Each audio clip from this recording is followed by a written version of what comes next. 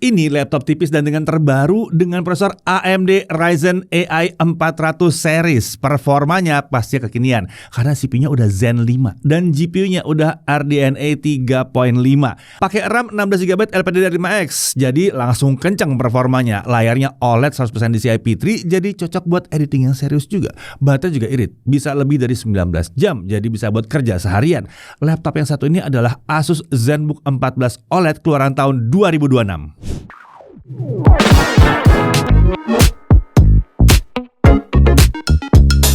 Ya, bisa dibilang bahwa AMD Ryzen AI 400 series ini adalah refresh-nya dari Ryzen AI 300 series. Ini bisa dilihat dari penggunaan arsitektur CPU dan GPU yang masih sama antara kedua seri prosesor tersebut.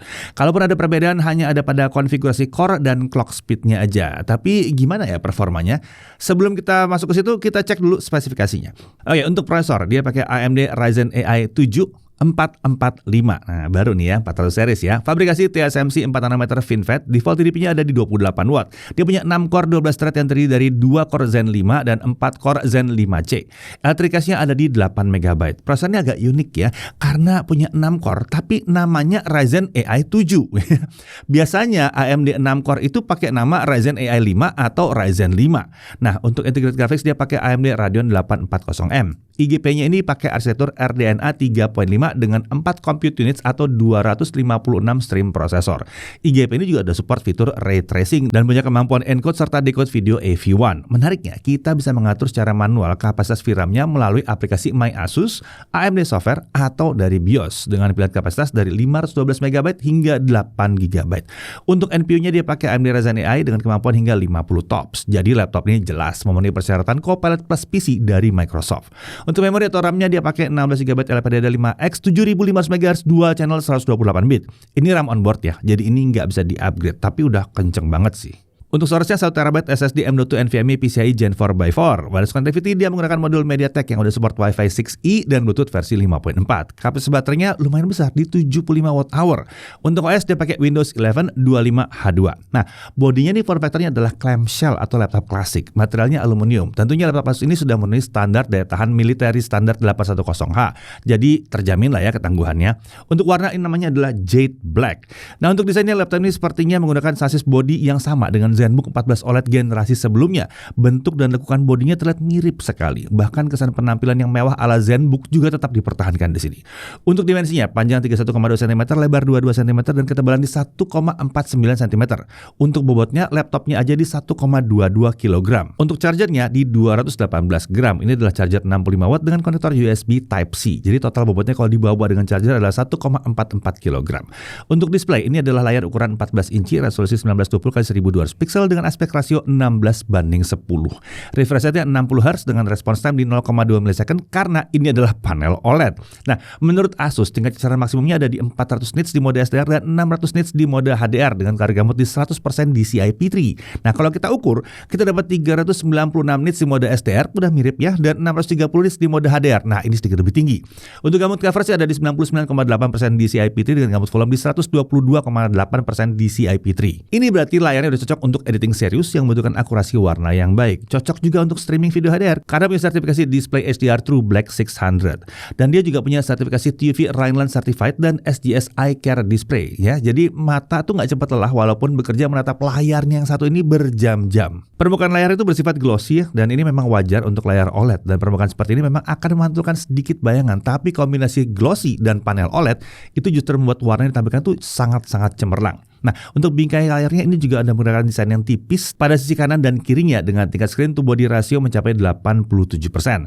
Lalu untuk engsel layar yang satu ini bisa dibuka lurus hingga 180 derajat. Jadi ini aman dari resiko rusak akibat terdorong nggak sengaja dan memudahkan kita untuk menunjukkan tampilan layarnya ke lawan bicara yang tepat ada di depan kita. Oke, sekarang kita lihat kamera dan mikrofonnya. Laptop dilengkapi dengan kamera yang memiliki infrared 1080p 30fps. Kamera ini sudah support fitur Windows Studio Effect yang akan menggunakan NPU untuk komputasinya.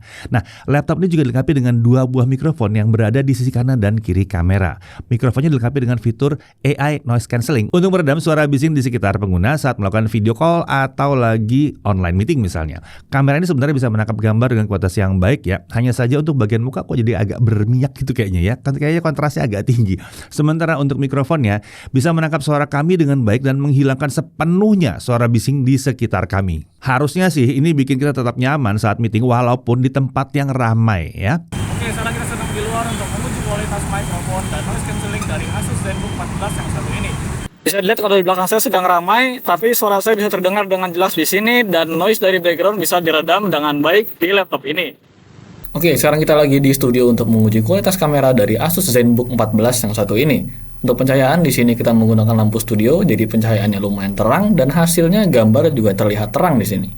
Untuk resolusi maksimalnya ini sampai 1080p 30fps dan untuk gambarnya ini sudah cukup detail ya.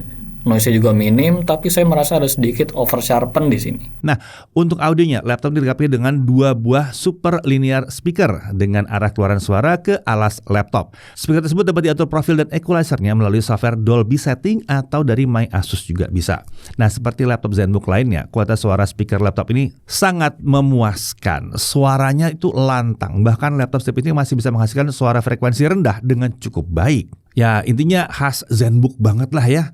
Nah, kita sekarang konektornya. Di sebelah kiri ada satu USB 3.2 Gen 1 Type A yang besar nih ya. Lalu di kanan ada satu USB 3.2 Gen 2 Type C. Ada satu USB 4 yang mendukung power delivery, display output, dan perangkat-perangkat Thunderbolt. Lalu ada satu 3,5 mm audio combo jack dan ada HDMI 2.1 juga di sini. Nah, untuk keyboard, laptop ini menggunakan ErgoSense keyboard dengan desain dan tata letak tombol yang mirip seperti laptop ZenBook terbaru lainnya. Tombolnya itu diberi cekungan sedalam 0,3 mm, jadi jari itu nggak mudah bergeser dari tombol yang sedang ditekan saat mengetik dengan cepat. Lalu untuk travel distance-nya ini 1,4 mm, jadi terasa cukup dalam ya saat ditekan ya. Menariknya, keyboard ini menggunakan switch terbaru yang diklaim lebih hening saat dipakai mengetik, jadi tidak menimbulkan suara yang dapat mengganggu orang di sekitar kita. Tentunya keyboard ini dilengkapi dengan lampu backlit warna putih dengan 3 tingkat kecerahan yang bisa diubah dengan menekan tombol function plus F4. Backlit ini juga punya mode auto di mana lampunya akan menyala otomatis saat ruangan menjadi gelap atau meredup saat ruangannya dalam kondisi yang terang. Nah, untuk touchpad, ini area touchpadnya ukurannya di 13 x 7,5 cm dengan posisi yang nyaris sejajar dengan tombol spacebar. Touchpad ini dilengkapi dengan fitur Number Pad 2.0, jadi bisa munculkan tombol virtual numpad untuk menginput angka dengan cepat. Untuk munculkannya cukup dengan menekan icon di pojok kanan atas touchpad. Sementara untuk mengatur tingkat kecerahannya itu cukup dengan menekan icon di pojok kiri atas touchpad. Nah, sistem pendingin laptop ini dilengkapi dengan 1 buah heat pipe dan 1 buah kipas. Sementara untuk lubang ventilasi pembuangan panasnya itu ada 2, mengarah ke belakang dan ada yang ke samping kiri. Oke, untuk pengamanan, laptop ini dilengkapi dengan sistem biometrik dengan pengenalan wajah. Selain itu ada juga penutup fisik untuk kamera agar kita tetap aman meskipun kameranya mungkin kena hack ya. Oke, sekarang kita masuk dalam aspek performa. Laptop ini punya 3 profil performa, yaitu Performance Mode, Standard Mode, dan Whisper Mode. Profil performa ini dapat diubah dengan menekan tombol function plus F atau melalui aplikasi My Asus. Sekarang kita lihat performanya dengan Cinebench R23 ya. Ini dicolok ke charger ya. Di stabilitas selama setengah jam, skor tertinggi yang dicapai adalah 11.066 poin di mode standar, 11.221 poin di mode performance. Sementara untuk skor yang dapat dipertahankan itu adalah 10.500 sampai 10.900 poin di mode standar.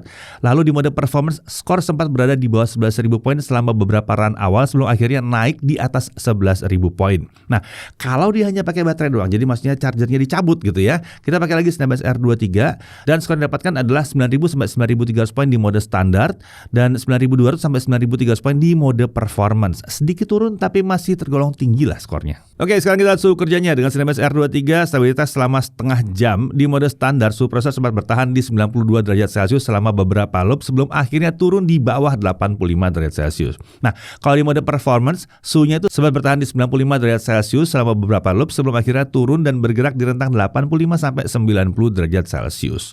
Oke, sekarang kita langsung lihat aja kalau kita pakai aplikasi beneran ya. Kita pakai Adobe Premiere Pro 2025. Untuk video 4K 60 yang 2 menit 7 detik dengan software only selesai dalam waktu 8 menit 55 detik. Kalau kita pakai OpenCL 8 menit 11 detik. Kalau video adalah Full HD 60 fps 2 menit 7 detik, software only selesai dalam waktu 1 menit 51 detik. Kalau kita pakai OpenCL 1 menit 45 detik.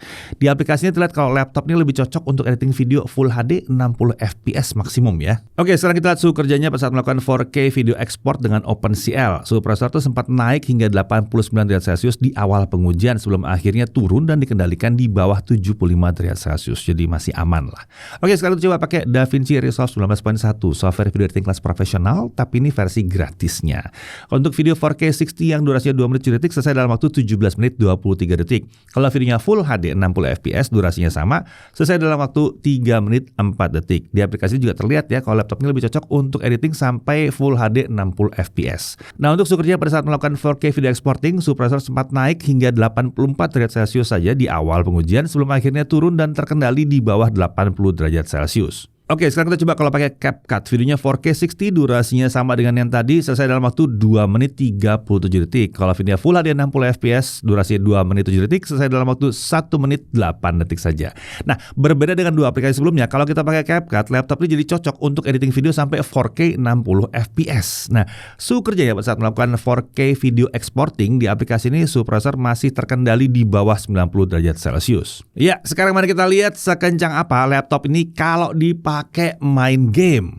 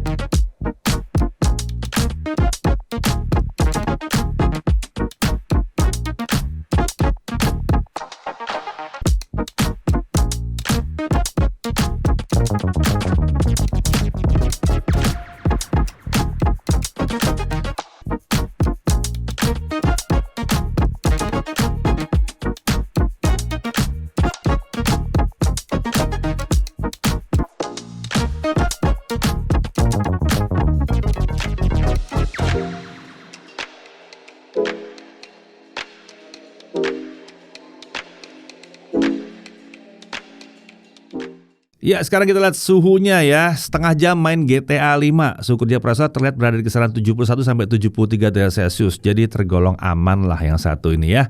Untuk suhu permukaan bodinya ya, selama setengah jam main GTA 5 ini, tombol-tombol di area kanan atas keyboard terlihat memiliki suhu permukaan paling tinggi di kisaran 39 sampai 40 derajat Celcius. Sementara area sebelah atas keyboard tercatat ada di kisaran 43 derajat Celcius. Lalu untuk palm rest itu suhunya terlihat aman di bawah 35 derajat Celcius. Oke, sekarang kita lihat kecepatan SSD-nya. Dengan Statisma kita dapatkan bahwa kecepatan bacanya ada di 7088 MB per second dan tulisnya di 4840 MB per second. Ini sih kenceng banget ya kecepatan bacanya ya. Kecepatan tulisnya memang bukan yang paling kenceng, tapi udah tergolong tinggi juga sih. Sekarang kita lihat daya tahan baterainya. Di sini kita setting brightness di 150 nits, volume suara 25% dengan mode di standar. Untuk 1080p local video playback, baterai bertahan 19 jam 25 menit.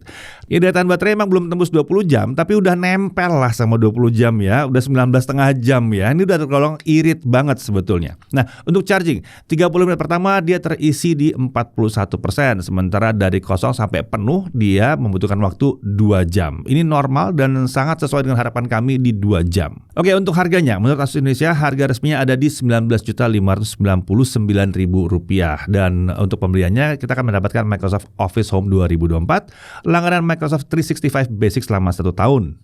Untuk garansinya ada 3 tahun international warranty dengan 3 tahun Asus VIP Perfect Warranty. Ya, VIP Perfect Warranty udah bukan 1 tahun, tapi ini 3 tahun. Nah, dengan VIP Perfect Warranty, Asus Indonesia akan menanggung 100% total biaya perbaikan untuk kerusakan akibat kelalaian pengguna selama 3 tahun. VIP Perfect Warranty ini dapat digunakan 1 kali untuk setiap tahunnya. Jadi total klaimnya bisa nyampe 3 kali ya. Oke, kita masuk dalam hal yang perlu diperhatikan. Pertama, RAM-nya ini onboard, jadi emang nggak bisa di-upgrade. Tapi untungnya kapasitasnya itu 16 GB dan langsung dual channel, ini yang penting ya. Lalu, wajah kelihatan agak berminyak jatuhnya di depan kamera ya, padahal cuci muka tuh ya. Lalu untuk harga, terasa agak tinggi untuk spesifikasi yang ditawarkan. Ada kemungkinan ini disebabkan harga RAM dan SSD yang saat ini sedang tinggi-tingginya, atau lagi beranjak jadi lebih tinggi lagi mungkin ntar ya. Dan penggunaan prosesor tipe terbaru juga mungkin berpengaruh di sini. Nah, dari sisi menariknya dia sudah pakai prosesor AMD Ryzen AI terbaru yang 400 series. Ini kuat untuk multitasking yang nggak terlalu berat juga sebenarnya ya. Lalu dia kuat untuk video editing sampai Full HD 60 fps. Untuk 4K 60 bisa, tapi harus pakai CapCut ya. Nah, untuk main game juga tipis-tipis sih kuat di sini dan siap menjalankan aplikasi yang membutuhkan NPU. RAM-nya juga langsung dual channel, layarnya OLED 100% DCI-P3, baterai irit sampai lebih dari 19 jam. Lalu di sini masih ada konektor USB dan HDMI yang besar juga. USB 4 ada juga di sini. Pengamanan biometrik juga tersedia. Suara speaker, wah ini mantep sih, lantang dan kualitasnya memuaskan. Kemampuan noise cancelling pada mikrofonnya juga sangat-sangat baik dan garansinya udah mencapai 3 tahun. Bahkan garansi terhadap kelalaian pengguna itu juga 3 tahun dan full 100% ditanggung nih ya. Oke, jadi Asus ZenBook 14 OLED yang satu ini cocoknya buat siapa? Pada dasarnya saat ini cocok untuk mereka yang membutuhkan laptop tipis dan ringan kelas premium dengan spek yang kekinian. Mau dipakai kerja kantoran pastinya bisa banget, apalagi kalau kerjaan kita memang cocok dengan spek si laptop. Dibawa meeting sama klien juga gak ada masalah ya, penampilannya elegan. Buat online meeting juga mantep karena kameranya bisa Windows Studio Effect dan mikrofonnya bisa menangkal suara bising dengan baik. Baterai juga irit, jadi gak perlu bawa charger lah kalau mau dipakai kerja keluar kantor ya. Aman sih harusnya nih. Mau dipakai sekolah atau kuliah, harusnya ini gak ada masalah. Asalkan kegiatan belajarnya memang cocok dengan spek laptop ini. Apalagi dia punya garansi normal dan kelalaian pengguna selama 3 tahun. Jadi nggak perlu was-was.